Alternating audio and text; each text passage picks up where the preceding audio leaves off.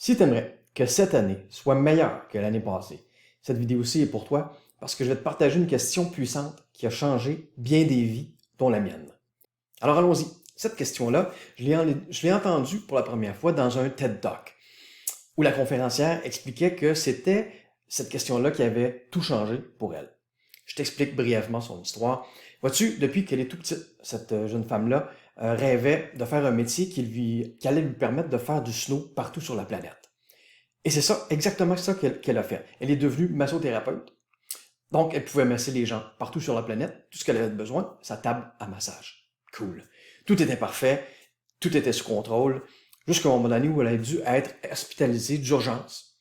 Puis elle explique dans ce fameux TED Talk-là que c'est seulement lorsqu'elle est sortie de son coma qu'elle a su ce qu'elle avait eu. Et puis elle a constaté qu'elle avait perdu un rein, puis qu'on avait dû lui amputer les deux jambes sous le genou. Alors là, sa vie est complètement chamboulée, elle est dévastée, elle reste plusieurs mois dans son lit, complètement déprimée. Et puis c'est là que la question lui est venue. Cette question-là, c'était, si ma vie, c'était un livre, et que j'en étais l'auteur, qu'est-ce que je voudrais que mon prochain chapitre raconte?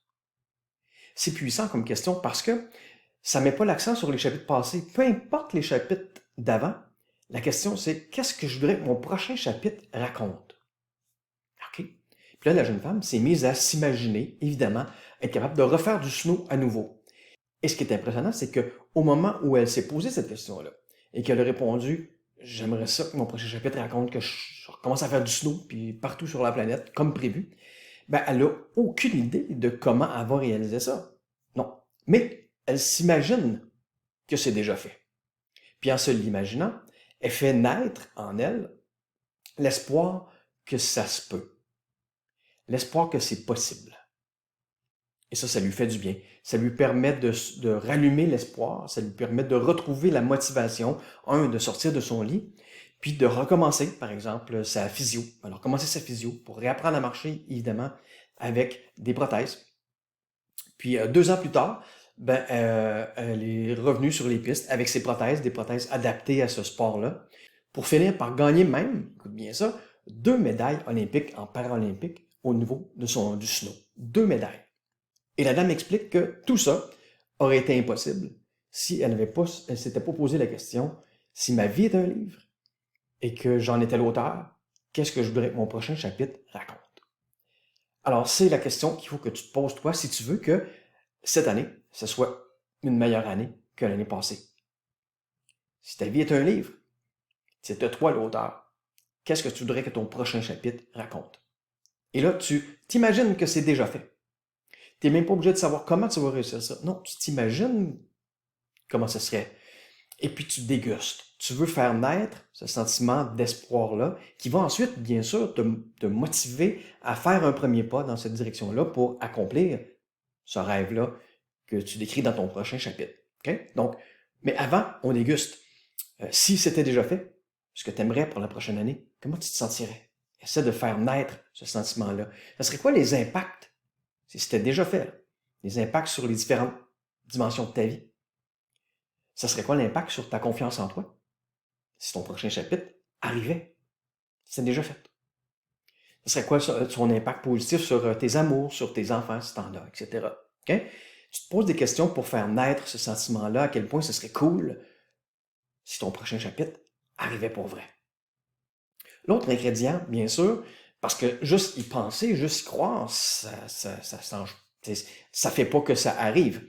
La dame couchée dans son lit, qui s'imagine qu'elle recommence à faire du ski, ben elle se réveille pas le lendemain avec des jambes et elle va faire du ski. Non. Mais ça fait naître la motivation nécessaire à faire les étapes qu'il faut faire pour réussir à remonter sur son snow et à faire du snow. Okay? Donc, l'autre ingrédient, une fois que tu as réussi à décrire ce que tu voudrais que ton prochain chapitre soit, mais il faut que tu sois capable de développer ton habileté à y croire que ça, c'est possible.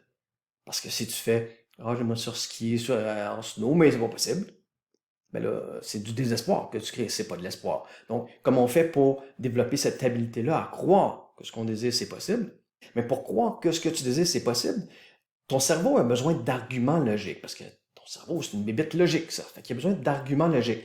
Et pour lui en donner, complète juste la phrase suivante. Ceci est ce que j'aimerais, tu sais, dans ton prochain chapitre. Et c'est possible parce que, et puis là, tu fais une liste d'arguments possibles.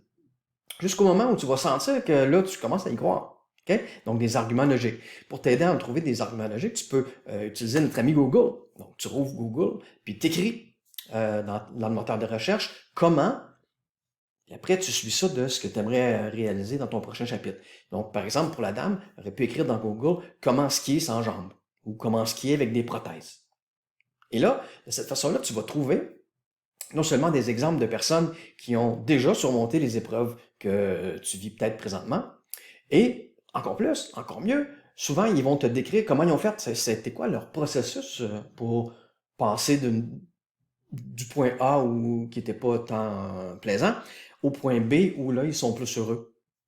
Donc ça, c'est une façon simple pour développer notre habileté à devenir plus positif puis à le rester tout au long du processus, parce que le processus, pour te rendre du point A au point B, ben, il ne sera pas juste pavé de belles petites briques roses, là. Non, non, il va y avoir des embûches, des obstacles, fort probablement. Puis tout au long, c'est quoi qui va faire en sorte que tu vas persévérer puis que tu vas continuer tes actions vers l'atteinte de ton objectif au point B, mais c'est ta capacité à toujours croire que ce que tu désires, c'est possible. Malgré les embûches, malgré les retards, malgré les obstacles, etc. Donc, d'être capable de développer cette habilité-là à croire que ce qu'on désire, c'est possible, c'est aussi comme ça qu'on passe d'un état où on subit plus la vie à un état où on reprend le contrôle des circonstances négatives qui nous entourent, puis qu'on s'en sert pour créer la vie qu'on désire. On fait ça, j'aime pas ça. Ce que j'aimerais à la place dans mon prochain chapitre, c'est plutôt ça. Et c'est possible parce que, puis là, on a nos arguments qui vont nous motiver à prendre un premier pas, puis à prendre un deuxième pas, puis un troisième pas. Puis quand on va commencer à voir qu'on progresse dans ce chemin-là, ah ben là, la motivation va venir encore plus forte. En terminant, si tu as aimé cette vidéo-ci, dis-le moi dans les commentaires, puis partage la vidéo avec tes contacts.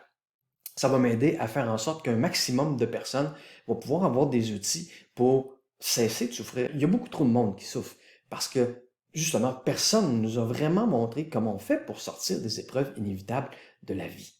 Alors, en partageant la vidéo, tu m'aides à ce qu'un maximum de personnes puissent avoir contact avec des outils concrets pour sortir de la souffrance et créer de plus en plus la vie qu'on désire.